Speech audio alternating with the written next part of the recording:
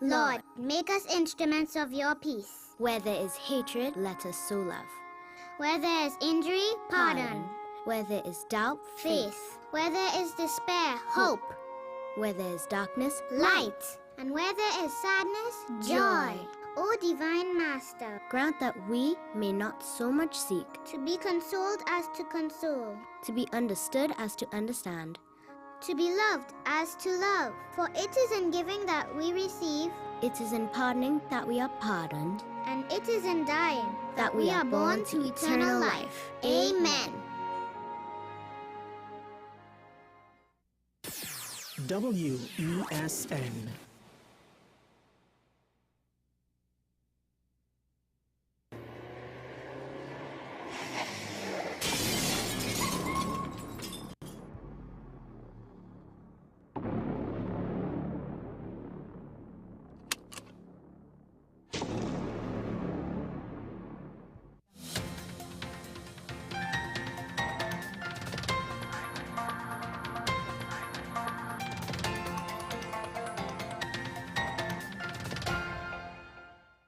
Here is your WESN News on the Hour. I'm Naomi McNish. Thanks for joining us. Here are the headlines.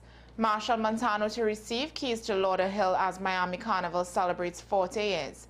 MP Dinesh Rambali advocates for improved mental health services on World Mental Health Day. 14-year-old girl missing in Gonzales, search underway. And police investigate bullying in the case of 15-year-old Jaden Lalchan's death. Now for the details. Reigning Calypso monarch Marshal Montano is set to receive the keys to Lauderhill this Friday during the Miami Broward One Carnival Panorama competition at Central Broward Regional Park. Montano, a familiar face at Miami Carnival, has played various roles throughout its 40-year history. He will also be honored with the key to the city of Miami and a distinguished visitor proclamation on Sunday at the Grand Parade and concert at the Miami-Dade Fairgrounds. The Parade Day concert will feature frequent collaborator and soca queen Patrice Roberts, along with an exciting lineup of artists, including Teddyson John, Devon Lyrical Martin, and others. Roberts expressed her excitement for Miami Carnival, highlighting its importance in her career and the continued efforts of the Carnival Committee to keep this celebration alive. Teddyson John and Lyrical, who recently released the track Play Mass, shared their enthusiasm for the upcoming festivities. John emphasized the unique atmosphere of Miami Carnival, where artists and fans come together to celebrate Caribbean culture. On World Mental Health Day, MP for Chaguanas West, Dinesh Rambali, is urging the government to invest in mental health services, especially in rural areas with limited access to care. In his statement, Rambali emphasized the need to strengthen the health system so that everyone can receive necessary support, regardless of their background or location. He highlighted the importance of mental well-being, stating that it is as vital as physical health, yet many individuals suffer in silence due to stigma and lack of resources. Rambali encouraged citizens to seek help when needed, reminding them that asking for assistance is a sign of strength. He called for a collective effort to foster a supportive environment for mental health journey in society. A 14-year-old girl from Gonzales, Haley Charles, has been reported missing. The Hunters Search and Rescue Team, led by Captain Valent Rambarat, is in touch with her family and is actively searching for her. Haley was last seen on Tuesday. The team is urging anyone with information regarding her whereabouts to contact them at 799-1453. The police have clarified that there is no witch hunt in their investigation into the tragic death of 15-year-old Jaden Lalchan, a student at St. Stephen's College in Princestown, who died by suicide on October 3rd after enduring bullying. Assistant Commissioner of Police Wayne Meister confirmed that several individuals, including teachers, students, and parents, have been questioned as part of the inquiry. He anticipates that the investigation will conclude within a week, with findings sent to Director of Public Prosecutions for further action. Meister emphasized that bullying is a criminal offense under the Offenses Against the Person Act and noted an increase in bullying reports to the Southern Division. He plans to launch an anti-bullying campaign in schools across the Southern and Central police districts to address this issue at a national level. Well, that's news to the hour on WESN. I'm Naomi McNish. Thanks for watching.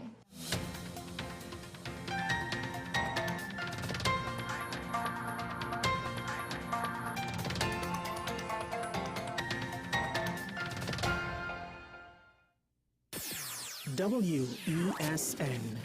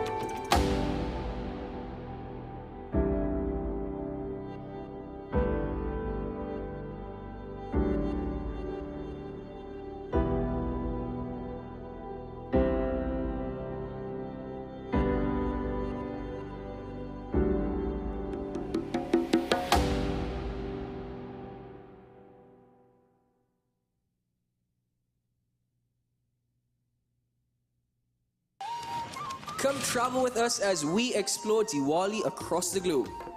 Diwali is celebrated in many countries worldwide, but do you know the traditions and practices of each nation? From Guyana to Australia, WESN presents Diwali Passport, October 9th to October 30th, with replays on October 31st. It's Diwali Passport, a WESN exclusive. The home of Caribbean content is growing, and we welcome you to be a part of the #1 platform for young personalities who are driven to make a positive impact in society. As we continue to reach every corner of Trinidad and Tobago through our daily broadcasts, our social media pages, or through our 75+ digital billboards across the nation, contact us to learn about our competitive rates via marketing at wesncc.com or call us at 628-5835. WESN Content Capital, television with a difference. WESN.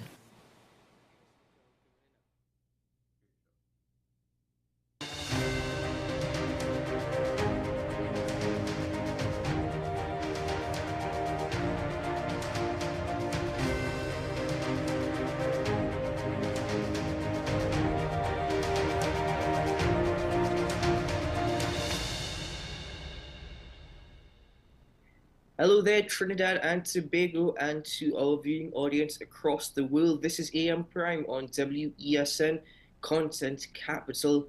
Thank you very much for joining us. Today it's a packed show, so let's get straight into the discussions. You've heard the word tripartism before? Well, if you're not familiar with it, have you heard of the National Tripartite Agreement? Well, it's actually something to do with government, workers, employers, and trade unions. And I use the word something because you might not necessarily be familiar with it, and I'm probably not the best person to give you the definition, which is why we're focusing on that conversation this morning. It's actually, what is tripartism? I'm joined this morning by my guest. He is a former special advisor and coordinator of the National Tripartite Advisory Council. He's also the author of a column, The Rise and Fall of Tripartism in Trinidad and Tobago, Mr. Roy Mitchell. Good morning, Mr. Mitchell, and welcome back to AM Prime. Good morning, Keaton. It's nice to be here. Good morning, ladies and gentlemen. Good morning to the listening and viewing public. Well, Mr. Mitchell, you are in good spirits. It's good to see that. Thank you very much for being with us this morning. Mr. Mitchell, very simple. What is tripartism? Okay, to give tripartism its true meaning, one needs to give it an explanation. Tripartism originated to a very large extent out of the tragedies and the atrocities that followed the First World War, 1914-1918 World War. The devastation that took place during that period was so atrocious and was so worldwide that society had to find a way to come up with a formula that could ease the pressures that people were experiencing following that devastating World War. there was a lot of hunger and famine and loss of jobs and so on. And the International Labour Organization, which was in existence at the time, which actually was formed almost immediately after World War I, came up with the concept of getting the social partners together, the government, the labor movement, and the workers, the private sector, to come together to see whether they could devise solutions that would bring some relief to the aching populations, the world population, who were all experiencing very serious hardships as a result of the atrocities of the First World War. And it is out of that initiative that arose the whole concept of tripartism.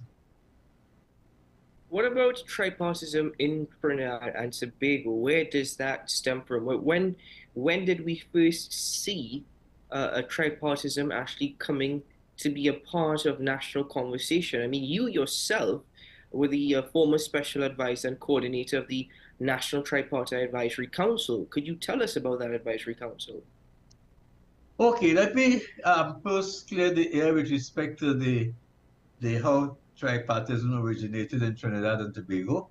The first initiative that one can recall about tripartism in Trinidad and Tobago, ironically enough, started under the leadership of Dr. Keith Rowley. At that time, he was the person who was charged with the responsibility to bring about some kind of resolution to the problems that were being encountered at Caroni Limited. That's way back in the 70s, I think. And a committee was set up comprising government, labor, and the private sector to come up with a solution. Fast forward, a number of attempts had been made after that to set up tripartite bodies by successive governments, all of which failed to get off the ground. NTAC arose after the government of the day came into office in 2015, and it was actually inaugurated in March 2016. And the purpose of the exercise was twofold. One, to give effect to the government's policy with respect to relationships with the trade union movement and the private sector, and more specifically, to give effect to the agreement that was struck between JTUM, the Joint Trade Union Movement, and the government at the time, the PNM, to give effect to that agreement to ensure that all the terms and conditions of that agreement were in fact followed and the objectives achieved. It is out of that philosophy that the NTAC came into being. Now, in that respect, what benefits, if any, have accrued to the citizens, to the government, to the workforce through the establishment of the NTAC? What are the benefits that have existed through NTAC?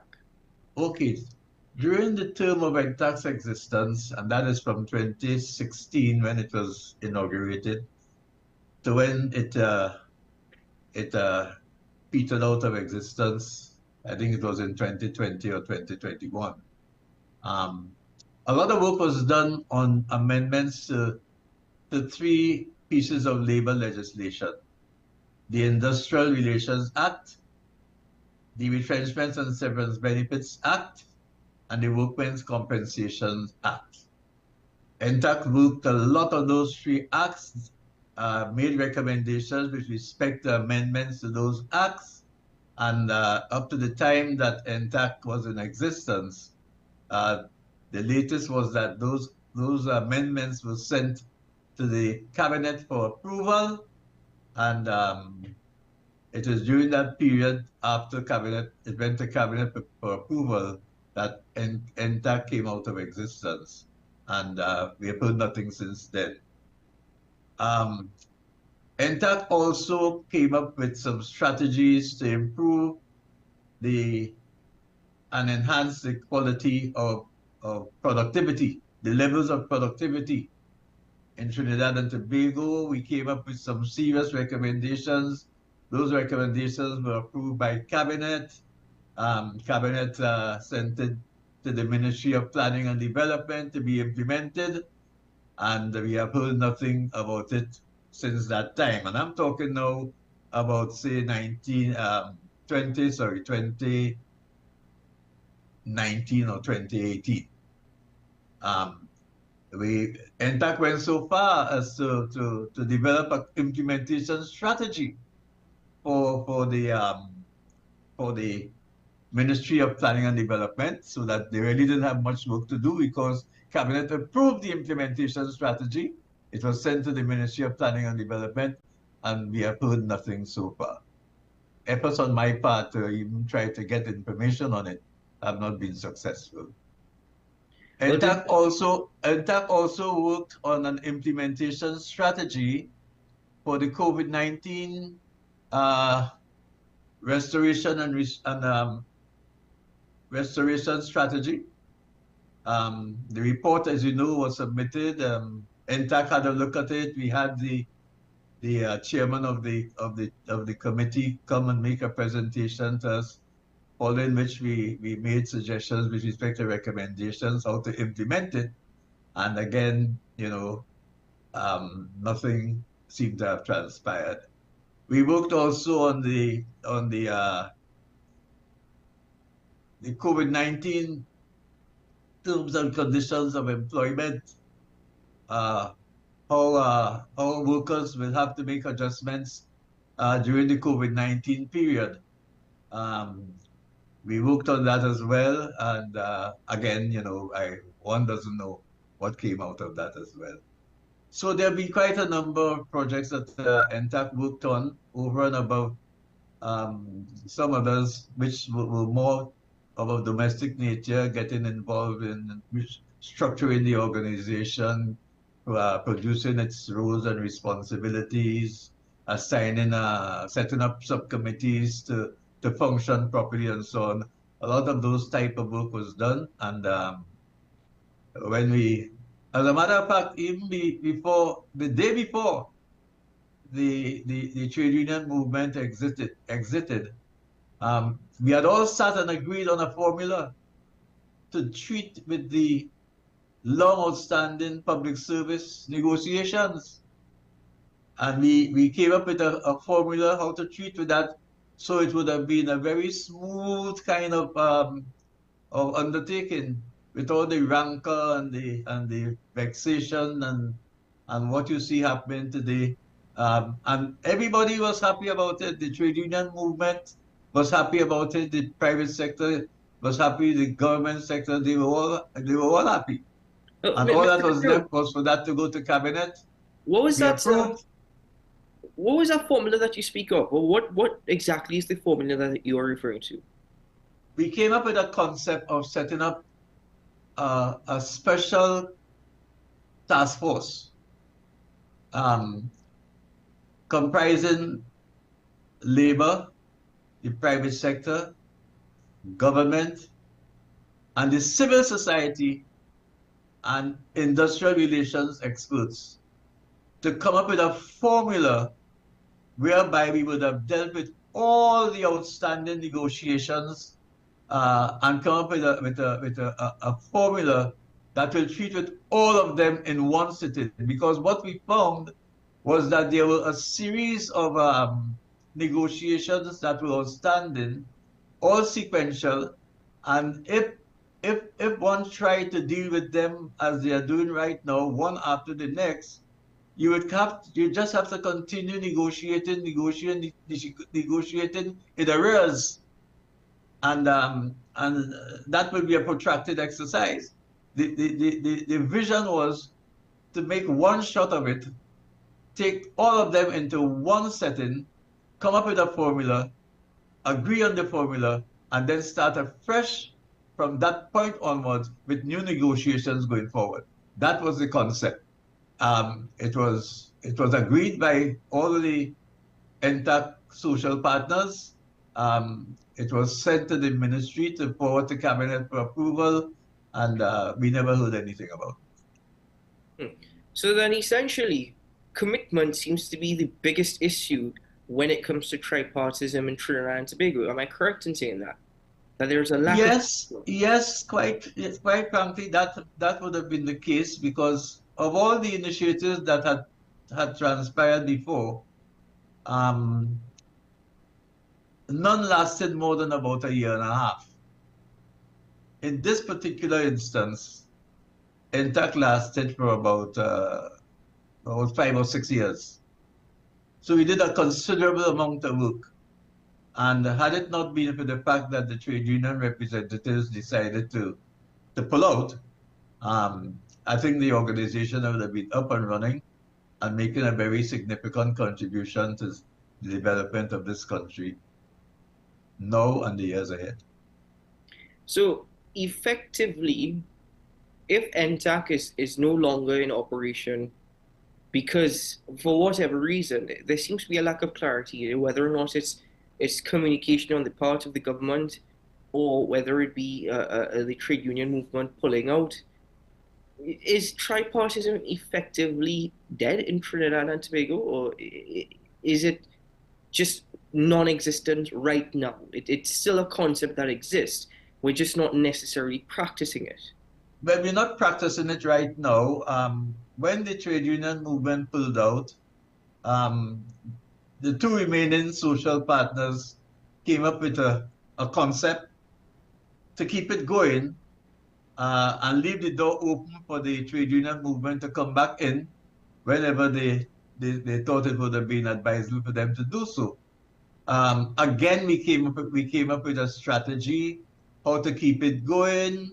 One of the things we had in mind was to invite the civil society organizations that were more or less inclined to be looking after the interests of the working class, to bring them in and continue the organization until such time as the trade union movement would have seen it fit or advisable to come back in, and in which case the organization would have been kept alive and kicking and doing what has to be done, like any other tripartite institution that has been founded for the purpose of serving the interests of the people of the country. One of the factors that we are becoming aware of more and more is that trade unions globally, membership is declining. Does that suggest that tripartism will also be something, not necessarily, in principle would come to an end, but will evolve into something further if it is that trade unions and trade union memberships are declining?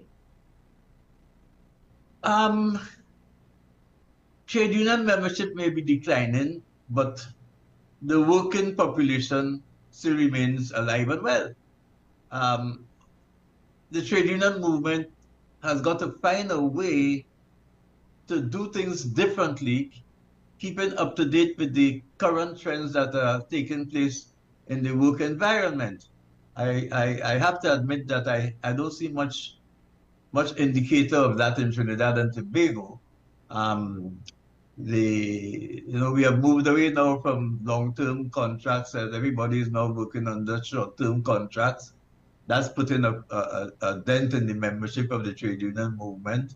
We are going into robotics now, and AI and all these sorts of technologies that are replacing manual labor, and the trade union movement has got to find a way to keep up to date with these trends and keep themselves relative. Otherwise, they will go out of existence and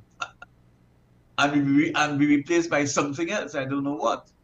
But the old-time way of trade unionism, I think, has got to be looked at again. I mean, I myself came up with a strategy whereby I think the process by which labor negotiations take place now, that has got to be reviewed. It should not be that confrontational kind of procedure anymore. It should be one that should be very consultative and cooperative, and employers must take the initiative in making proposals for the unions to consider rather than the other way around. I mean, people who work with organizations, and the organizations are the ones who should make recommendations with respect to the terms and conditions under which they want their workers to be employed. And when the trade union movement receives that kind of a proposal, they in turn will study it and do their own analysis and make counter proposals. But as it stands right now, it appears as though the workers work with the unions, not with the private sector or the employer. And I think that is a area that needs to be looked at and addressed, if only for the purpose of ensuring that the employer takes a much greater interest in the terms and conditions under which the people that they employ, the terms and conditions under which they work. Mr. Mitchell, just clarify something for me. One size does not fit all. So, in respect to tripartism, what happens to workers, or how are workers represented in tripartism if they are not members of a union? If they are not represented by a union, exactly how are they represented when it comes to tripartism? Invariably, I think the trade union movement, although they are not as effective as they used to be in the past, and they are not representative of the larger number, a percentage of workers, they generally reflect the demands and the interests and the needs and the aspirations of the working class. We also have the fact that governments work under conventions that are dictated by the ILO, the International Labour Organization, and there are certain conventions that governments and employers as a whole have to adhere to in keeping with the ILO conventions. So there's this level of protection as well through the ILO, protection of the interests of workers. So that the other aspect of it is that governments have got to realize that they are not lords and masters over the people. They are servants of the people. And if they are servants of the people, then they must do such things as would ensure that the interests of the working class, the interests of the society as a whole, those interests are well served. Tripartism helps to keep them on their toes as far as that is concerned, because you have both the private sector and the labor movement as part of that tripartite body. But you also have the other precautions that are put in place where they have to account to the people. If they don't account to the people during the term of their office, they certainly do have to account to the people when election time comes around.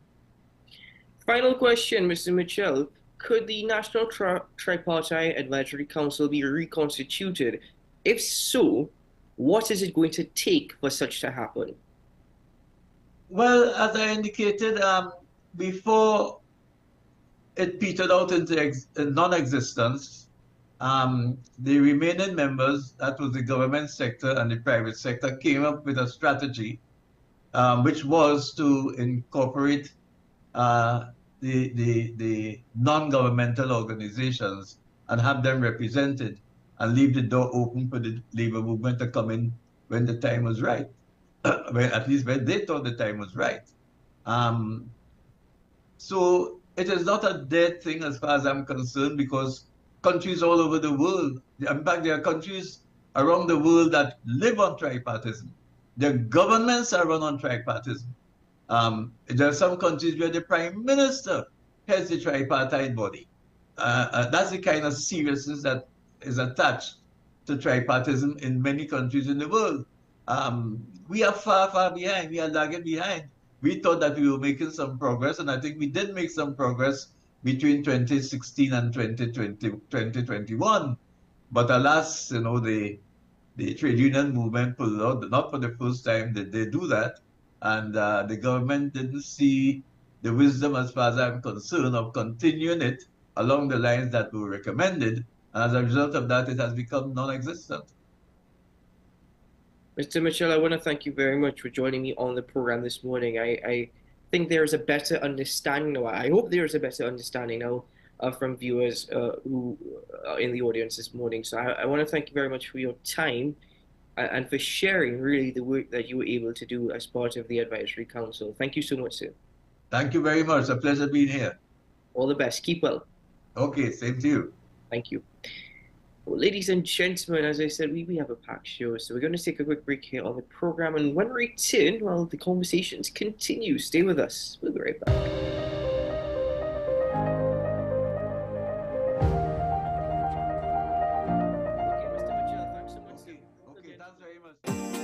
Money is something we all deal with, but how many of us truly understand it? What if you could make better decisions with your money? Decisions that secure your future, protect your family, and bring you peace of mind. I'm Darren Jacobs, and I'm here to help you make sense of your dollars. Welcome to Dollars and Cents, the show that breaks down the financial world in ways that matter to you. No jargon, no confusion, just real conversations about money, your money. So join me every Wednesday at 10 a.m. on WESN for Dollars and Cents. Transform your home with PCU Plus. From stylish furniture to the latest appliances, we have everything you need to create your perfect space. At PCU Plus, we offer fair prices and affordable financing options that are cheaper than hire purchase agreements. With convenient locations in San Fernando, Tobago, Arima, and our lifestyle showroom in Barataria, you're never far from the best deals. Visit PCU Plus today and discover why we're the top choice for quality furniture and appliances. PCU Plus, quality you trust, prices you'll love. Visit one of our locations or find us online to start transforming your home today.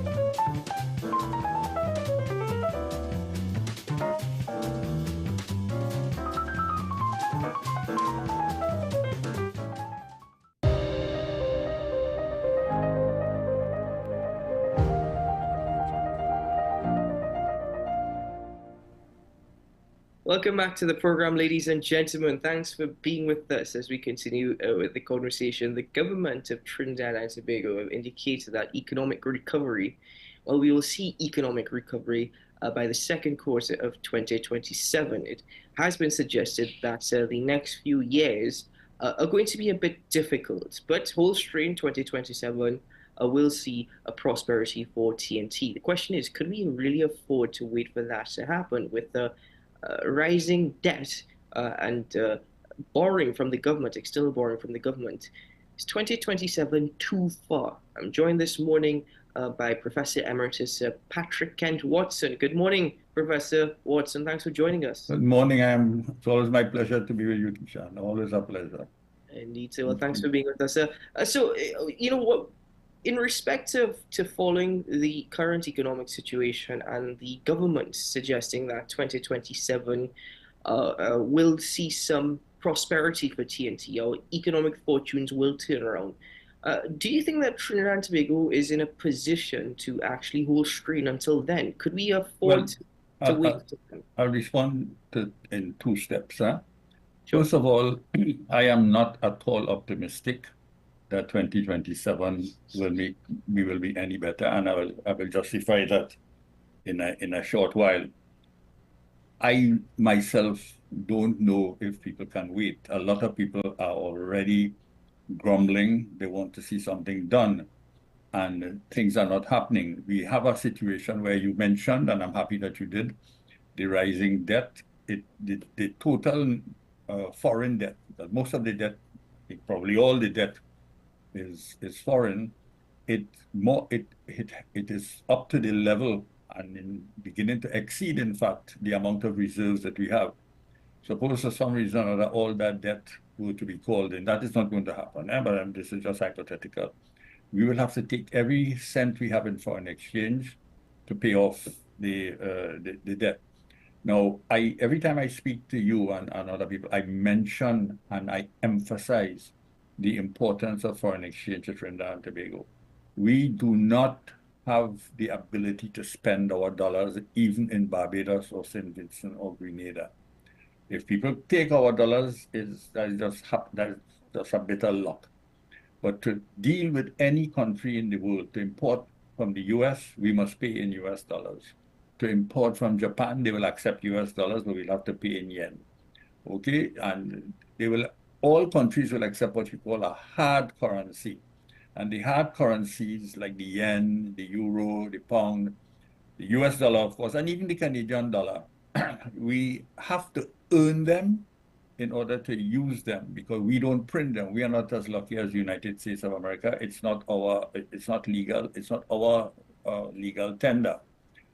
So we are in a situation where foreign exchange is being earned largely by the hydrocarbon sector. And when I say largely, I mean 99% by the hydrocarbon sector. So for all practical purposes, foreign exchange is hydrocarbons.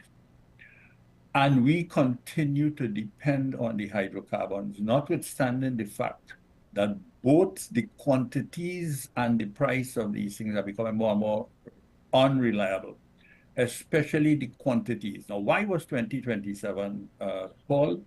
It is because they're expecting that natural gas will begin to flow more easily, and we will get that. Now, if I look at the world as it is today and the precarious conditions under which that natural gas is likely to come to us, and we don't know if at any moment that could change, and we will have no choice but to accept it. We should be diversifying the economy. In fact, we should have done this before I was born, but it never happened. We continue to depend on gas. Now, when I was a child, I was in sixth form, someone would ask me, how much oil do you produce? And I would rattle off 100,000 barrels a day. Even then, I was wrong, because it was much higher than that. It would be all in the 150 and so on. But that was a nice number to tell people that we're not doing bad at all. We are no longer in that situation. You may know that the current production of oil is about 40,000 barrels a day and probably sinking lower and lower. We are depending more and more on gas, but we are really not faring much better on the gas with the LNG. So at the level, even if the price should double at this point in time, imagine the price of oil doubles. We will benefit, yes, but that is not going to be a great benefit because we don't have the quantities to sell. That is it's a real problem, and it's the same thing with the gas. But unfortunately, at this point in time, notwithstanding what is going on in the Middle East, notwithstanding what is going on in Ukraine, the price, relatively high, is in 70s for the let's say $3 for the BTU of the gas, which is not bad. We are not being able to sell the quantities that we would like to make money. So the foreign exchange situation is one where at the beginning of the Ukraine war, there was a little peak because the price rose and we were able to obtain a little bit more foreign exchange. But if you look at the story from 2010 to now, it's a general falling off of the foreign exchange, so much so that there are restrictions on the use of foreign exchange, especially for individuals. So we are unable to do this. Now, I spoke about diversification. The best time to diversify is when you have foreign exchange. And why is that? That's because a lot of diversification involves innovation and involves risk. And the risk is that you are going to lose because you're going to have to, a lot of the risky things you do costs in foreign exchange. When you make errors, I shouldn't say make errors, when you don't, your plans don't come to fruition, you're going to be in a bad situation. So diversification is going to be a difficult thing at this point in time. Go ahead, I see you want to say something. Isha. No, it's not that. It's just that we constantly speaking about diversification. But what you just said there, when you think about it, you're absolutely correct. We don't even have the earnings to diversify at this point in time. And I've heard of the economists say it's going to take 10 years to start up an industry. But at this point in time, we don't even have the money to invest in it. Yes, no, that's a real problem. And we miss the opportunities. I say that in the plural deliberately, because this is not the first time we have had money, especially when I was a child, the oil industry was quite good. We didn't talk about boom or anything like that, but the first time we spoke about boom was in the 1970s. And then there was something in the 1990s as well, and there was something again in the middle of the first decade of the 21st century. So we have not been totally unlucky, but all economic recovery, all economic activity in this country, if this economy fluctuates, it's because the price of oil has fluctuated. When I say oil, I mean oil and gas. You have to excuse me. It's the price of the hydrocarbon products. So I am not sure if I will, of course, 2027 is after 2025, which is the year of the election. So I could promise you anything after the election, and when it doesn't get delivered, I can say, well, we bad luck and so on. The point is, though, you have no right putting all your eggs in the hydrocarbon basket, and they continue doing that.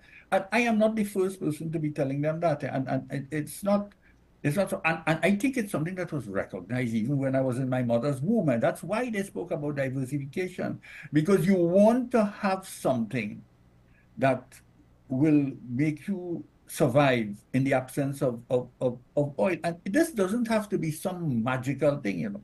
You look at some of the things I see people like in Jamaica doing. In Jamaica, they are selling patties.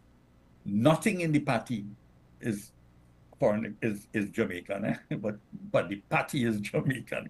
I exaggerate when I say nothing, but very little in the patty is Jamaican. But the patty is Jamaican. And they have been selling it abroad and making money from it. You know, we could do something like that with doubles. Then, Professor Watson, that suggests that we have an aging business model in TNT where businessmen are so heavily reliant on foreign exchange to import goods to sell. They are dependent on what happens in the hydrocarbon sector. That is what it. And the point you just made is that we're not even looking at a model to say, okay, we could try and generate foreign exchange by exporting because we are so heavily reliant on importing. That's it. And even things that get exported and they earn foreign exchange, they are not, most of them are not net earners of foreign exchange. And they can be, we can have net earners of foreign exchange. In other words, the manufacturing sector, in my view, it has had a long history and has been privileged by all the 5-year plans that we had under the PNM government over the years. And yet, you know, I don't know if you know the history, we had a car industry in this country, which was disgusting. That was a foreign exchange guzzler. We brought in the cars fully knocked down. They were completely in a CKD, I think they used to say, completely knocked down. We put it on its feet. And did we sell it to Barbados? We couldn't sell it to Barbados because the cars were terrible. But the government insisted that we couldn't import cars here. Well, you could, but the rates were so exceedingly high that nobody did it. So we all bought these assembled cars, which started to rot the minute you bought them. You are too young to know this. But I'm sure if you ask your parents, they'll tell you. And then there was a time when there was a queue. You couldn't get a car. You have to bribe the person selling the car. And these cars were not good. They were rotting. They were giving a lot of trouble the minute you bought them. So you had to go and do, I forget what, Zibat. You know, I had to Zibat you know that terminology. It's a something where you put some tar in the car and you sort of delay its rotting. And so we didn't attempt to sell the cars abroad, which was originally the idea, that you would put them up here and sell them abroad, and so you earn foreign exchange that way. So it costs you $5 to set it up, but you sell it for 10, and that's good. You're making $5 in foreign exchange. And that never happened. And it didn't happen because the monopoly was granted to the people making these cars, so that we in Trinidad and Tobago were forced to buy these cars assembled here. But that wasn't the case in Barbados. And you think Barbados having the choice to import directly from Japan or import a car from Trinidad, they're going to import it from Trinidad, and it's not good. They're not going to do it.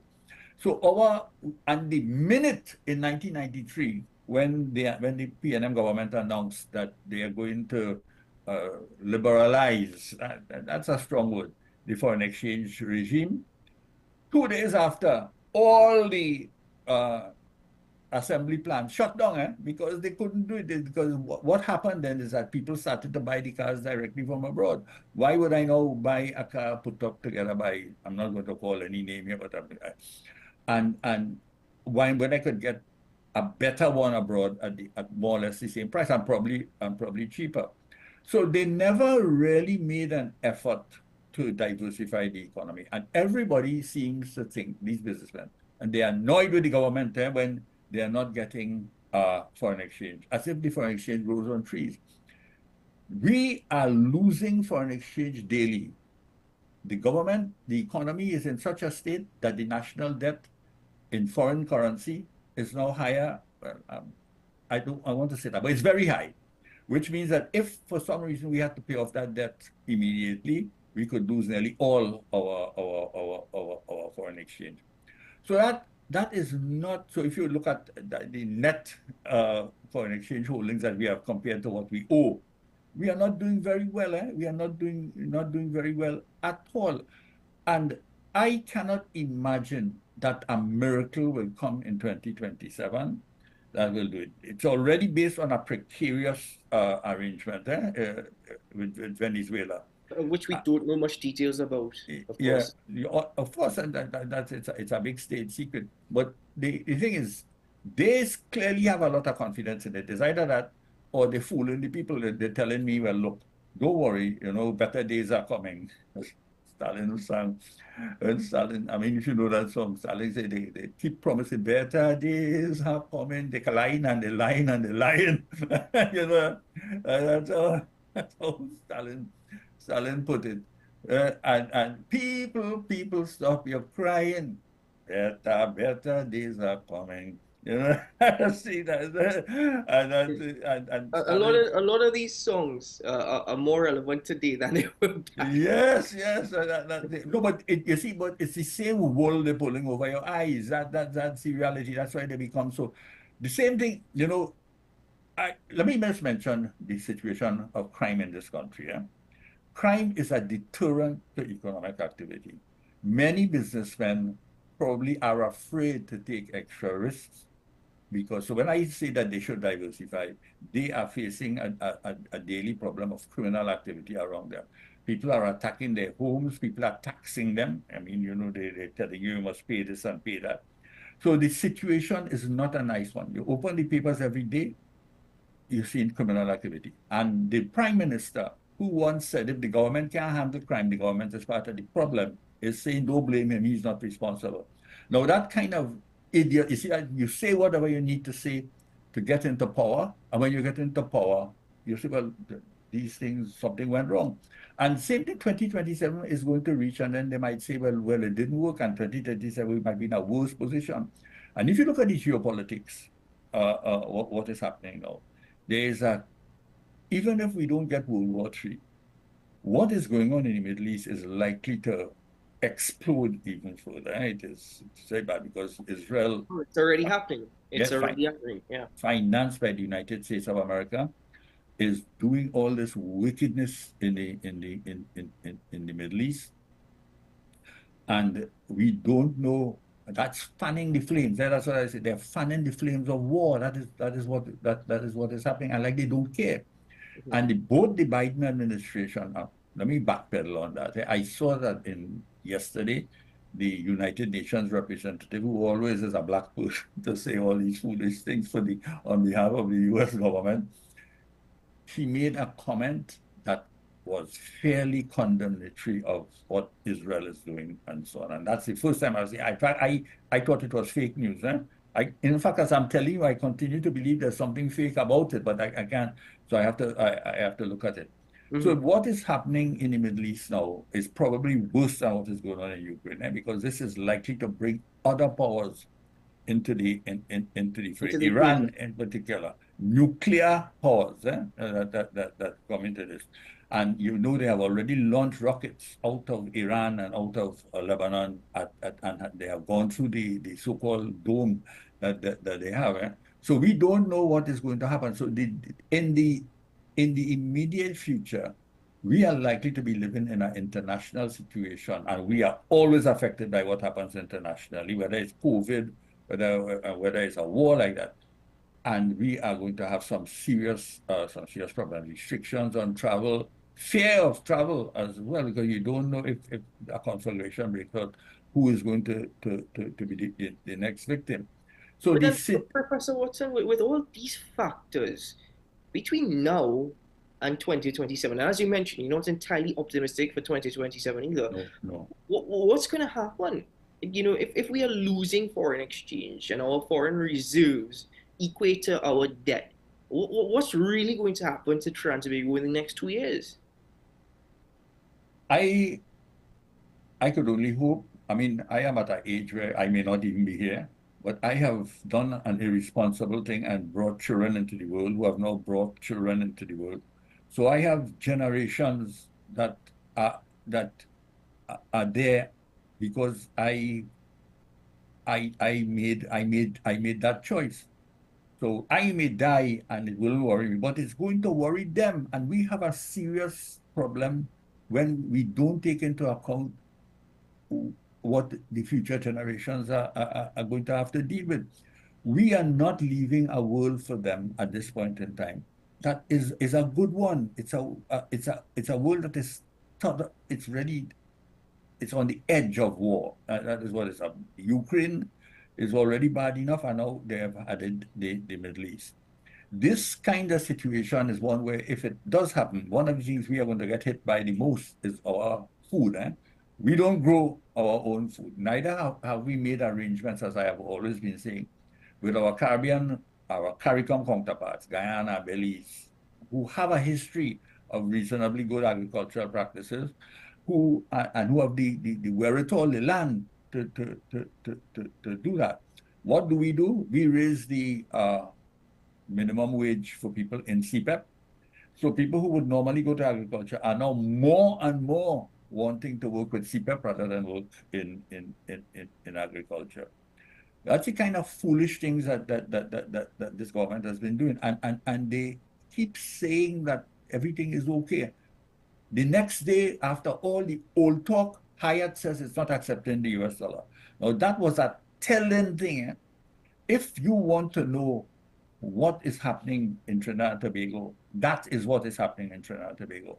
A company operating on our soil is telling me that it's not accepting Trinidad and Tobago dollars. What the hell is this? And they specifically say that they want euros and so. And you are coming in the parliament, you spend 5 hours repeating one piece of nonsense after the other, and saying that you're doing so well.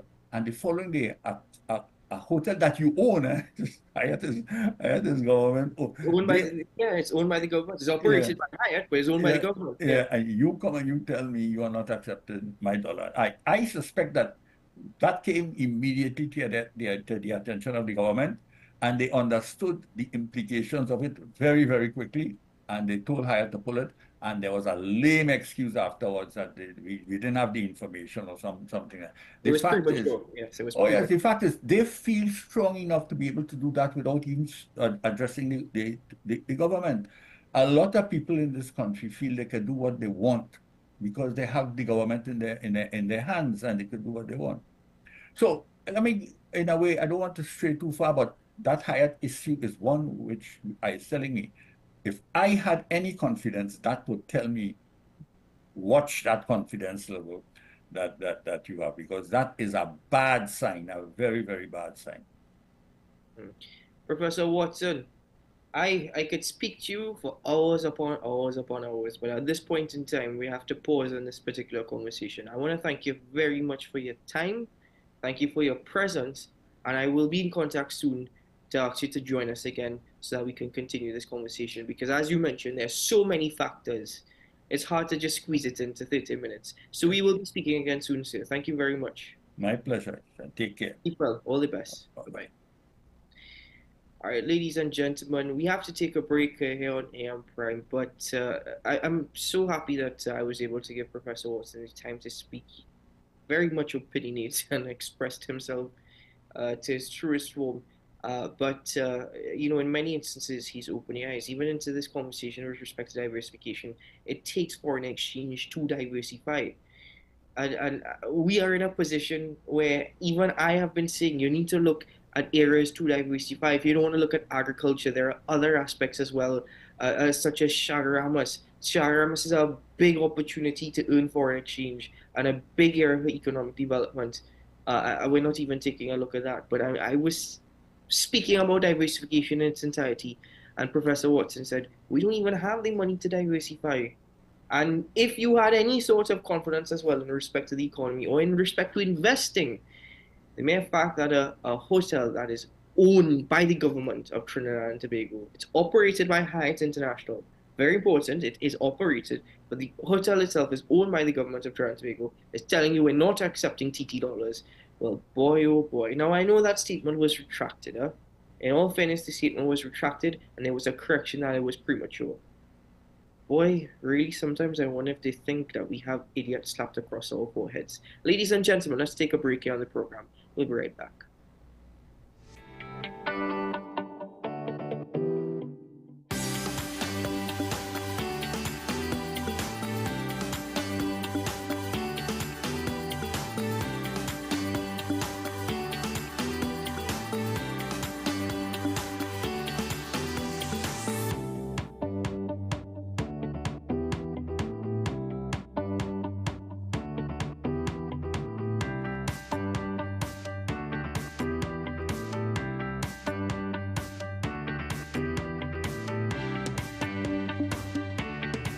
You are watching Strictly Legal on WESN Content Capital. Just give an overview of what exactly is that split arrangement. Now you don't need to register nothing. You don't need. We can do that another time.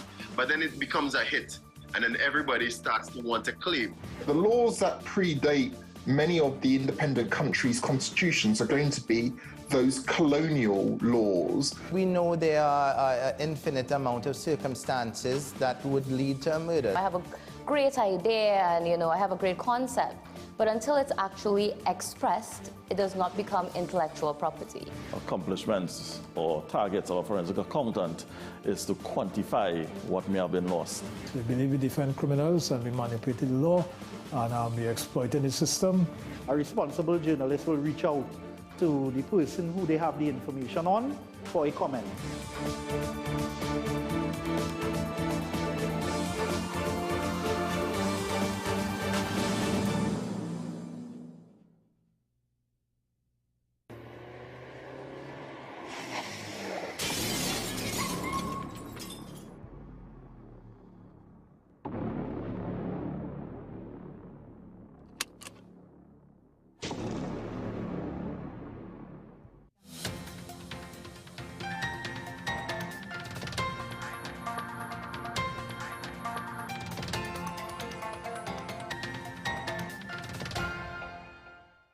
Here is your WESN News on the Hour. I'm Naomi McNish. Thanks for joining us. Here are the headlines. Marshall Montano to receive keys to Lauderhill as Miami Carnival celebrates 40 years. MP Dinesh Rambali advocates for improved mental health services on World Mental Health Day. 14-year-old girl missing in Gonzales, search underway. And police investigate bullying in the case of 15-year-old Jaden Lalchan's death. Now for the details. Reigning Calypso monarch Machel Montano is set to receive the keys to Lauderhill this Friday during the Miami Broward One Carnival Panorama competition at Central Broward Regional Park.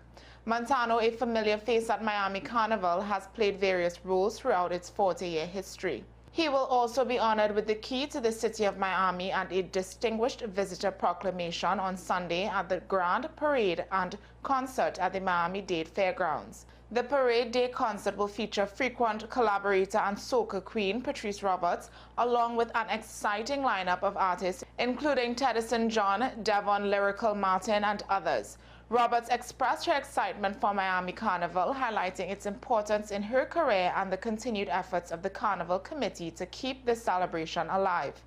Teddyson John and Lyrical, who recently released the track Play Mass, shared their enthusiasm for the upcoming festivities. John emphasized the unique atmosphere of Miami Carnival, where artists and fans come together to celebrate Caribbean culture. On World Mental Health Day, MP for Shogunas West, Dinesh Rambali, is urging the government to invest in mental health services, especially in rural areas with limited access to care. In his statement, Rambali emphasized the need to strengthen the health system so that everyone can receive necessary support, regardless of their background or location. He highlighted the importance of mental well-being, stating that it is as vital as physical health, yet many individuals suffer in silence due to stigma and lack of resources. Rambali encouraged citizens to seek help when needed, reminding them that asking for assistance is a sign of strength. He called for a collective effort to foster a supportive environment for mental health journey in society. A 14-year-old girl from Gonzales, Haley Charles, has been reported missing. The Hunters Search and Rescue Team, led by Captain Valent Rambarat, is in touch with her family and is actively searching for her. Haley was last seen on Tuesday. The team is urging anyone with information regarding her whereabouts to contact them at 799-1453. The police have clarified that there is no witch hunt in their investigation into the tragic death of 15-year-old Jaden Lalchan, a student at St. Stephen's College in Princestown, who died by suicide on October 3rd after enduring bullying. Assistant Commissioner of Police Wayne Meister confirmed that several individuals, including teachers, students, and parents, have been questioned as part of the inquiry. He anticipates that the investigation will conclude within a week, with findings sent to Director of Public Prosecutions for further action. Meister emphasized that bullying is a criminal offense under the Offenses Against the Person Act and noted an increase in bullying reports to the Southern Division. He plans to launch an anti-bullying campaign in schools across the Southern and Central police districts to address this issue at a national level. Well, that's news to the hour on WESN. I'm Naomi Macnish. Thanks for watching.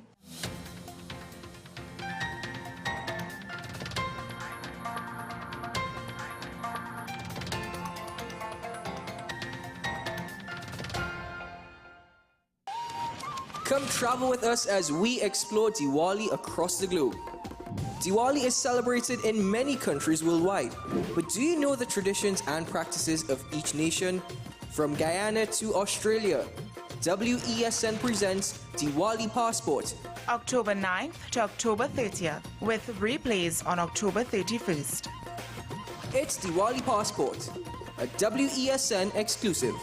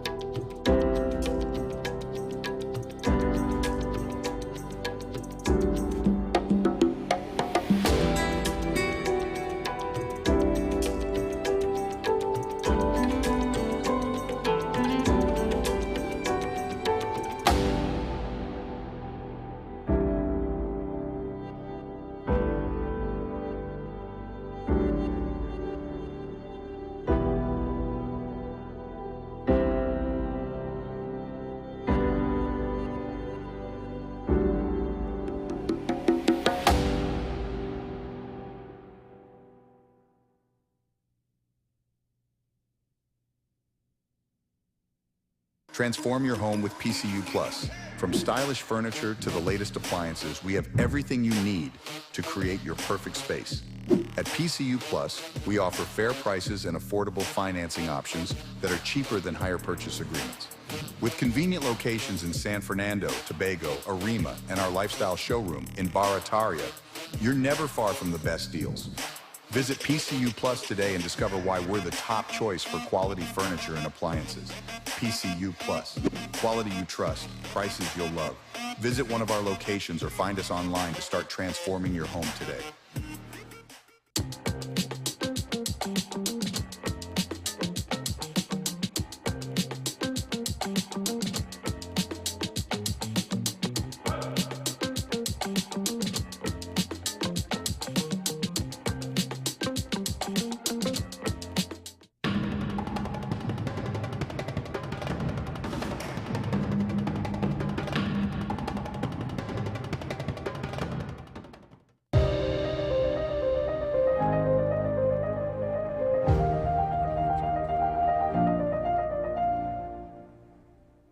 Welcome back to AM Prime, ladies and gentlemen. Thanks for being with us this morning as we continue the conversation, focusing on what is taking place within our schools. Now, you see, in recent times in TNT, and I really have to start like this, when it comes to our schools, we are hearing of too many negative things. When it comes to education, we are hearing of too many unfortunate things.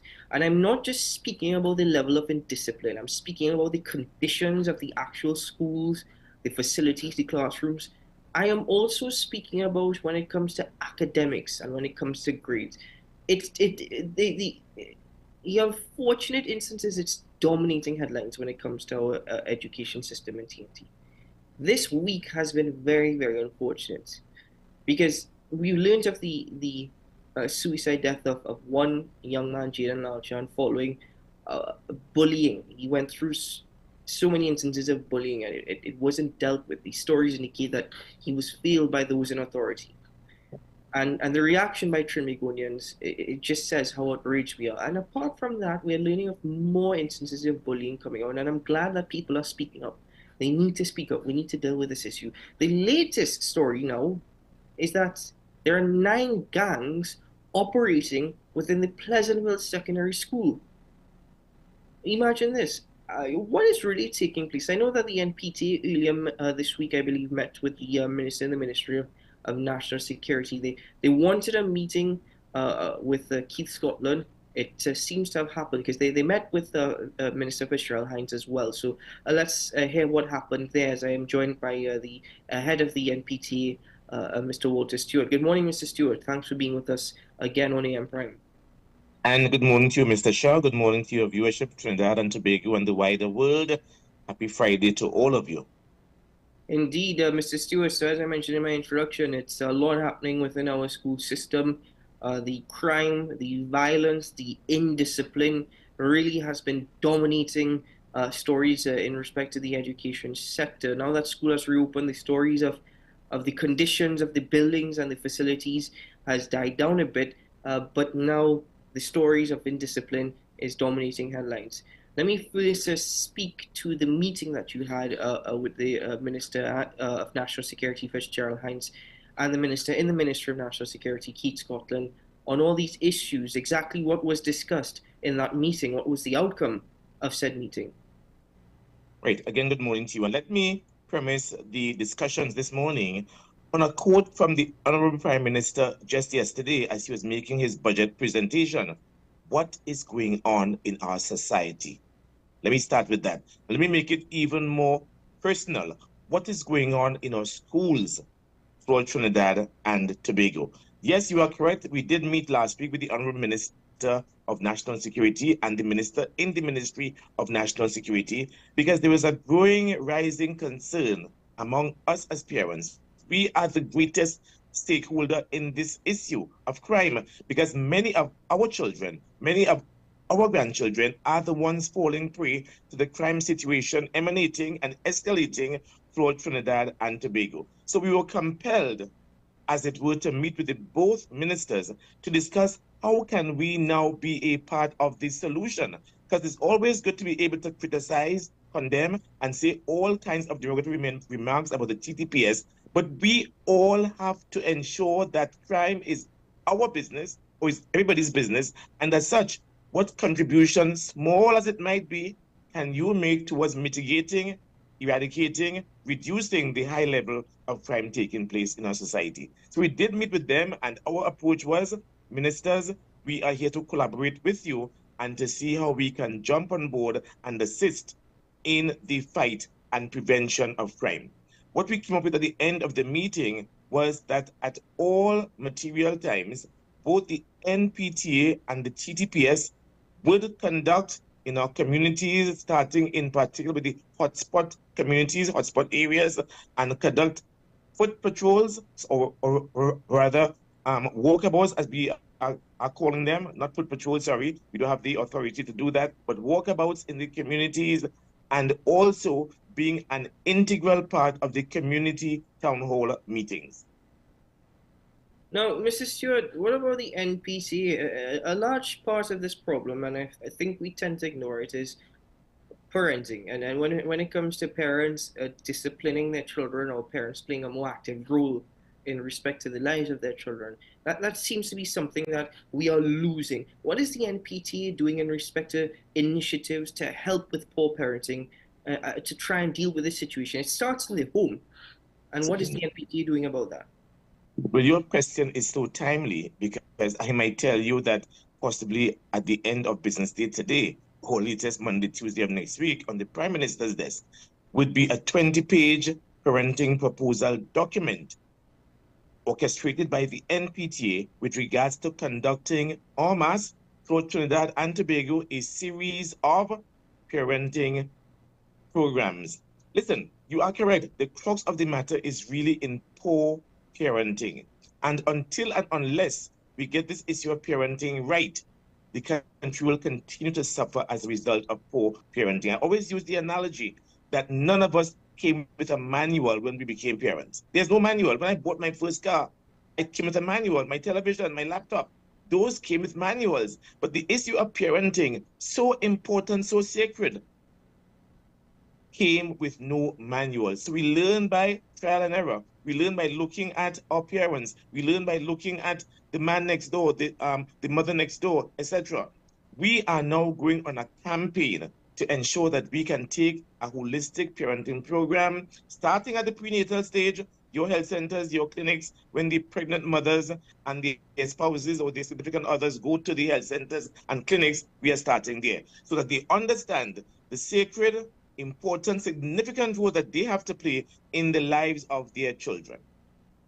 Earlier this year, you made statements to the effect that it was your opinion that parents should be legally responsible for their children's actions. And with all that's happening in the school system, do you think more than ever that is a policy that needs to be looked at? It's already happening in the United States. There was a landmark ruling earlier this year in respect to parents being held responsible for the actions of their son in respect to school shooting.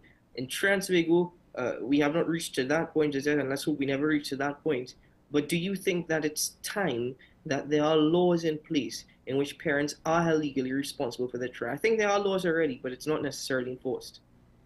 Yes, exactly. You're correct, because even recently the Commissioner of Police did make reference to the fact that there are certain elements of the law where you can hold parents responsible. I even want to come further, well, closer, sorry, Mr. Shah, because you mentioned the USA, but right here in close here in Antigua and even in Barbados, they are seriously contemplating parents being held responsible and liable for the actions of their children.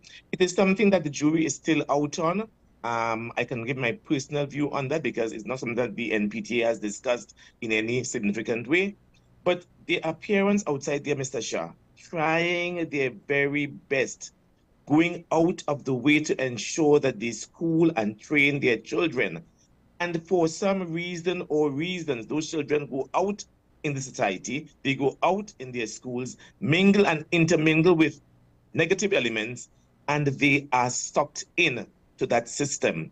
And we are losing them as a result of that. So that there needs to be, even if as we contemplate this particular law, investigations at all levels with regards to the parental control, the parental responsibility, what the parent is doing to be able to help that child, rather than cast all the parents in that particular bucket, or to cast that brush over all parents with regards to their lack of supervising and lack of paying attention to their charges. So the jury's still out. No, I Sorry. agree with you. You can't paint all parents with the same brush, and there will be parents who are trying as well. But the indiscipline that is emanating, or the indiscipline we seek from children now is incredible. Even the way that some of these children speak. Mr. Stewart, if I spoke to my parents that way, I am sorry. I probably might not be in a position to be here to even host the M Prime. But that's the whole point of it. There seems to be a complete breakdown in society when it comes. Let's turn a bit now to bullying, for example.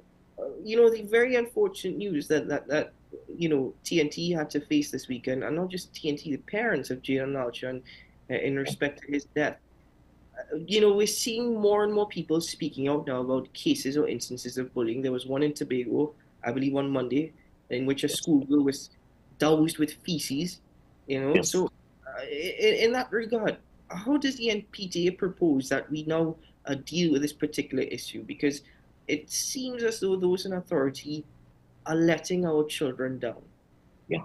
Yeah, you've said it correctly there. And let me use this platform, if I may, Mr. Shah, to just offer one more time again publicly our deepest condolences to the family of Jayden Lalcha. Listen, I viewed the funeral on the particular day, and I was moved to tears. I mean, the only child of a parent, for example, and being lost this way is heart-wrenching, really. And I really want to humbly express again our deepest condolences to the family.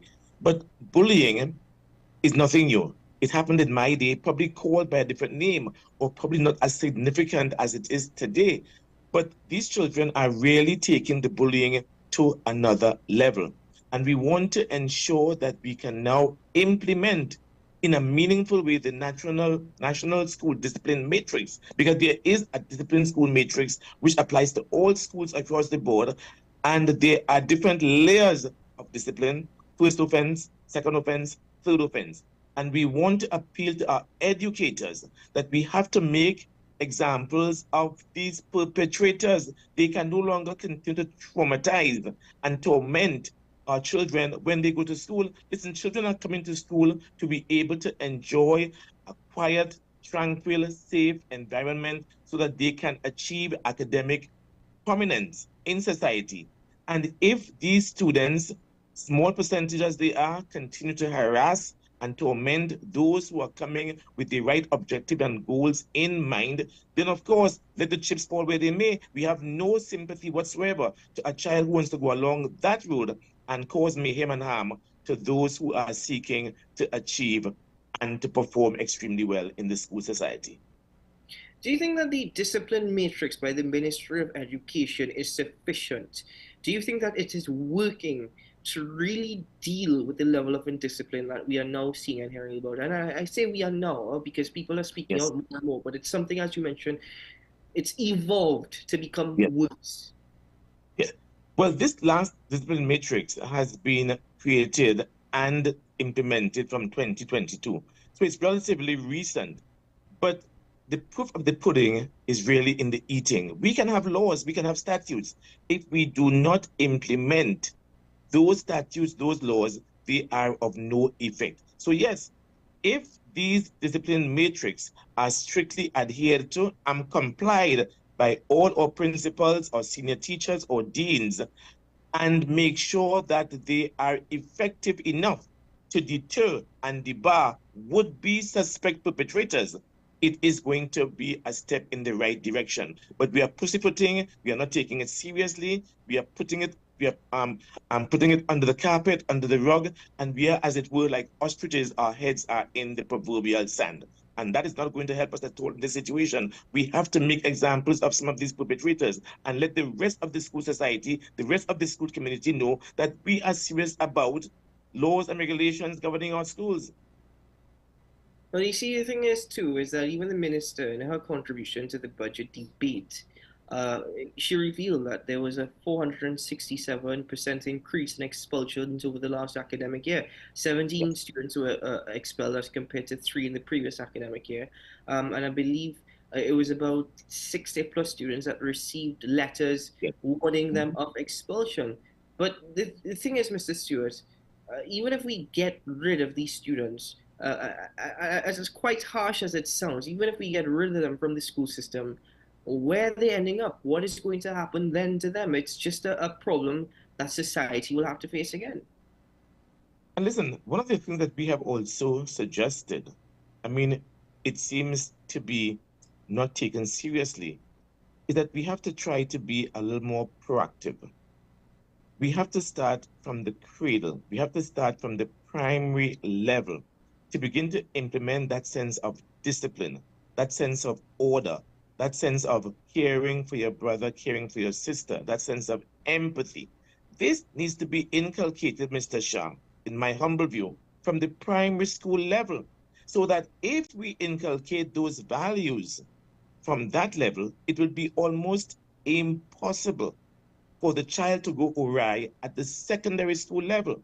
So that part of the problem is really in putting greater emphasis and attention on the primary school level. I mean, that is one of the solutions that we are looking at being an implementable solution, at least almost immediately. Almost immediately at the primary school level, I understand that, because children from a very young age will begin, from what they see and what they experience, the impressions they get from that is what they will, grow up with. But Mr. Stewart, at this particular point in time, it's a starting point for future school children and for the future of Transmigo. I understand that, I agree with that, I like that. At this particular point in time, though, is there anything that can be done immediately to try and resolve this situation? Well, we have to incorporate now the TTPS, because this, to me, has gone beyond the level of the Ministry of Education.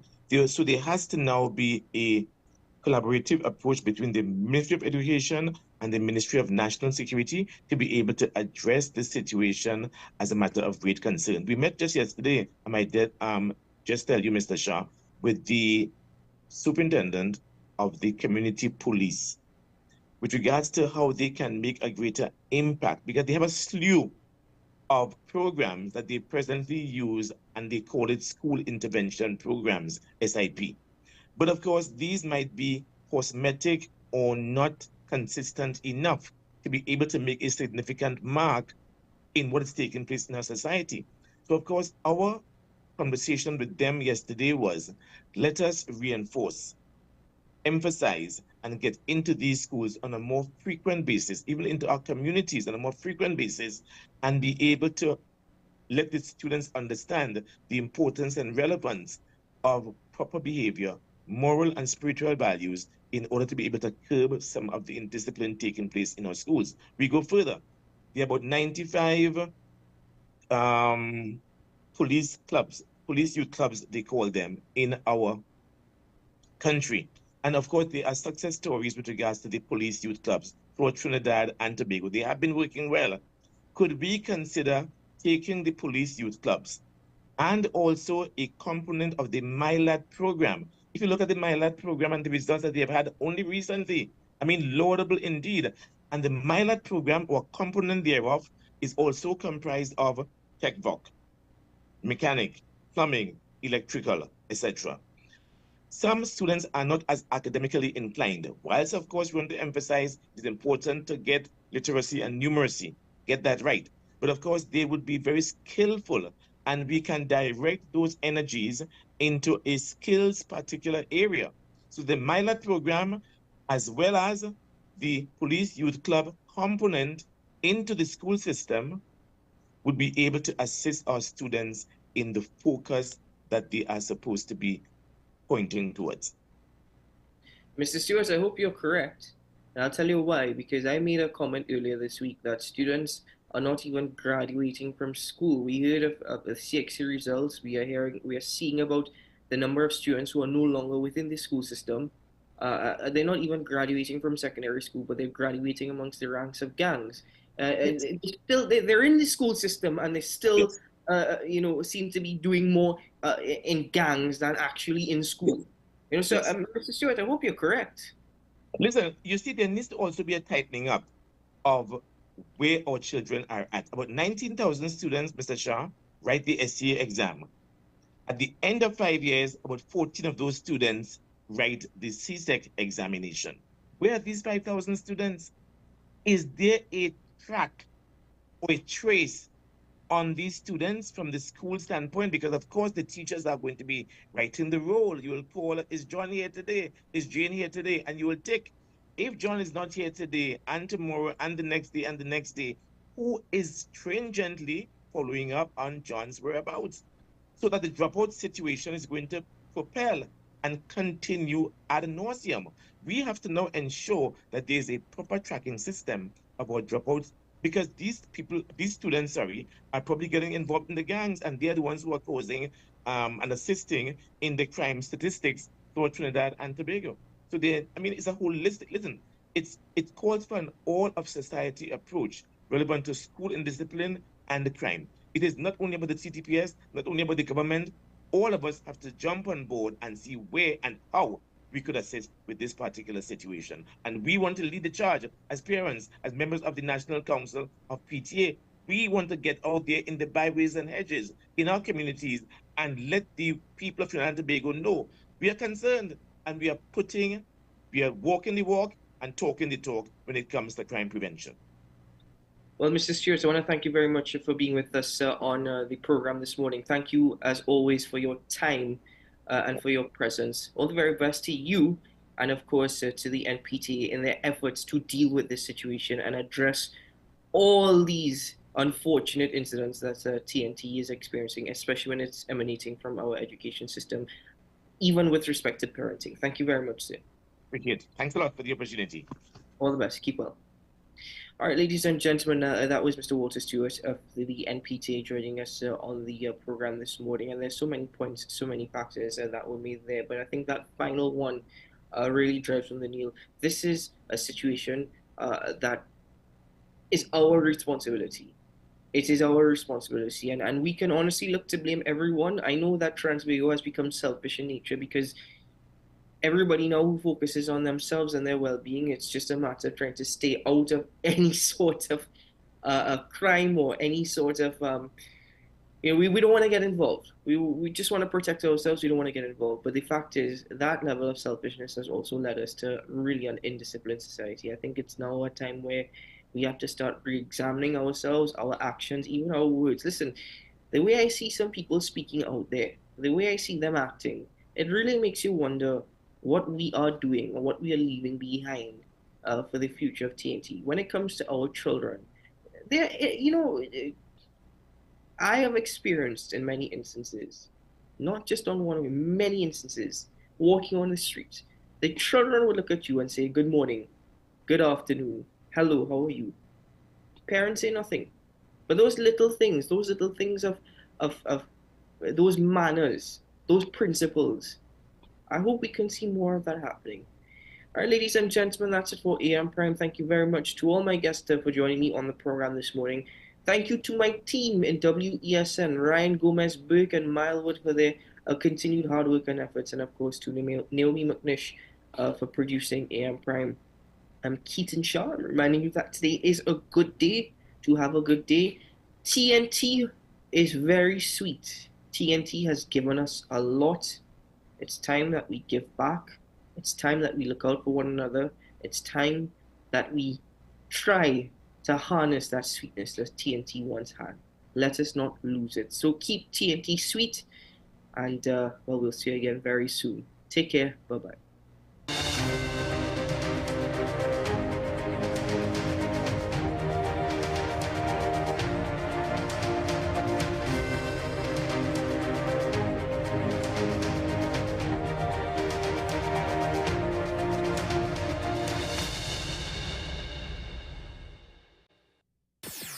WESN.